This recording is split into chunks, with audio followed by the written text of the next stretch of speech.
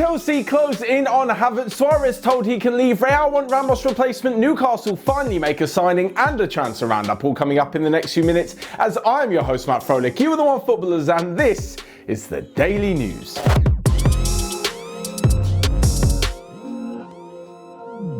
So first up, and Chelsea are edging ever closer to bringing Kai Havertz into the club. It looked as though once all the European games have been and gone, Chelsea would finally be able to sit down with Leverkusen and hash out the price for the star. Now, it's been reported that he's already agreed a 5-year contract quite a few weeks ago, and he was just waiting for Leverkusen to accept an offer. They did reject a bid earlier in the transfer window of around £55 million plus a few add-ons, and now it seems that finally they've come to an agreement of around £90 million, almost €100 million. This will see €80 million paid up front and another $20 million added on in bonuses should Havertz win a few personal awards and Chelsea win any awards as well. Awards, I meant trophies. Basically, this means that the German is going to cost a hell of a lot of money, and it's just good to see from Chelsea's point of view that owner Roman Abramovich is actually backing Frank Lampard. He proved last season with the transfer ban with a few youngsters that he could put a team together and produce results, finishing aside the Champions League places and finishing runners-up in the FA Cup. So, Abramovich has seen that, put his money where his mouth is, and decided to back the manager. Wouldn't things be better for loads of other clubs if their chairman did that? I mean, yeah, there'd be a load of money spent, and Chelsea may have to sell a few if they're to bring in any more money, but still, you've got to applaud what they're doing. You've got to applaud the fact they've seen Timo Werner, Hakim Ziyech, and Kai Havertz, and that's only the ones who are pretty much done for now.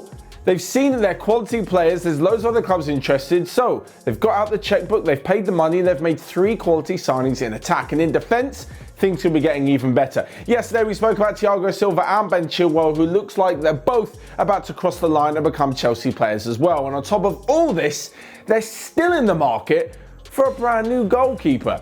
I mean, obviously all of these signings have a bit of a reaction within the squad as well. It looks like Ross Barkley's future is up in the air, as well as left-back Emerson Palmieri too. But talking of future at clubs, and Luis Suarez has none. Unfortunately, that's the way it looks at Barcelona. Apparently yesterday, new manager Ronald Koeman phoned the Uruguayan forward and said he is not in his plans, and now his lawyers are putting together a sort of leaving agreement from his 1-year contract which remains, so he'll now be available on a free transfer this summer. Suarez has said in the last few days that he's happy to take a substitute's role. If the manager thinks that's where he's going to be best, he'll contribute to the team in whichever way. I don't quite think he saw the fact that he's been completely chopped from the squad, along with fellow South American Arturo Vidal. So, Luis Suarez, 34 years old, 198 goals for Barcelona, a hatful more for Liverpool, Ajax and Groningen before that. Would many top teams take him? I'm going to say yes. I think he's worth a punt. At 34 years old, you can see what he done. Like, he still did some pretty good things this season for Barcelona, age 33 or 34. Apparently, he has accepted that he's going to have to lower his wage demands, as there were rumours that a move back to Ajax would only come with a serious wage decrease. So, for any clubs looking for a player to sit on the bench or come in and do a really good job, I think Suarez is a pretty good signing.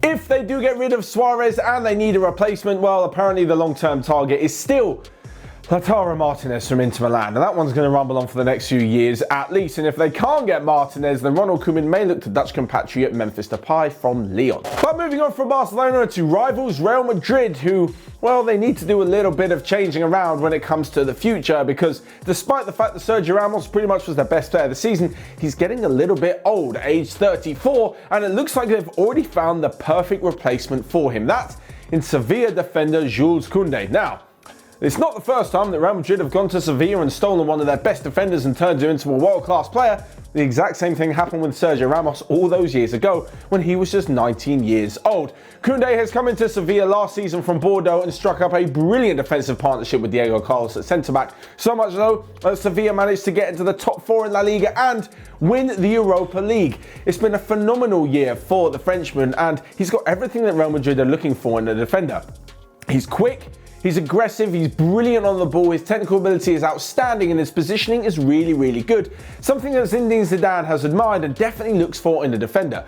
If anything, the way he plays is kind of reminiscent of Raphael Varane. So he's not going to replace Varane because he's still mid-20s and still got so many years ahead of him. He's not going to replace Sergio Ramos immediately, but think of a future with Kunday and Varane at centre-half. That's pretty good for Real Madrid, and that's without even factoring in the likes of Eden Militao as well. As far as the centre-back Nacho, I honestly think he would take whatever role the club offer him as long as he gets to stay at Real Madrid.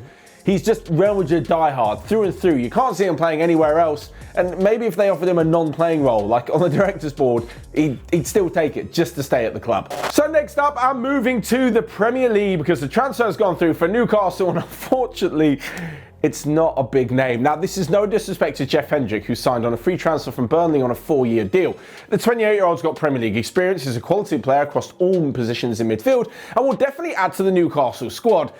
It's just that at the beginning of summer, we were talking about Bale, Cavani, Koulibaly, I don't know, every name under the sun with talks of this Newcastle takeover. 300 million transfer budget, big players, Champions League, Newcastle back in the big time.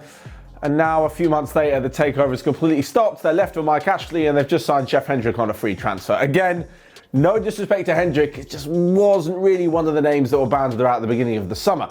In fact, for the player himself, well, the Irishman was actually touted to a free transfer to AC Milan, so you could also say that things have taken a little bit of a step down for him as well. Anyway, I'm sure he'll do well at Newcastle, and they'll be delighted to get the signing over the line.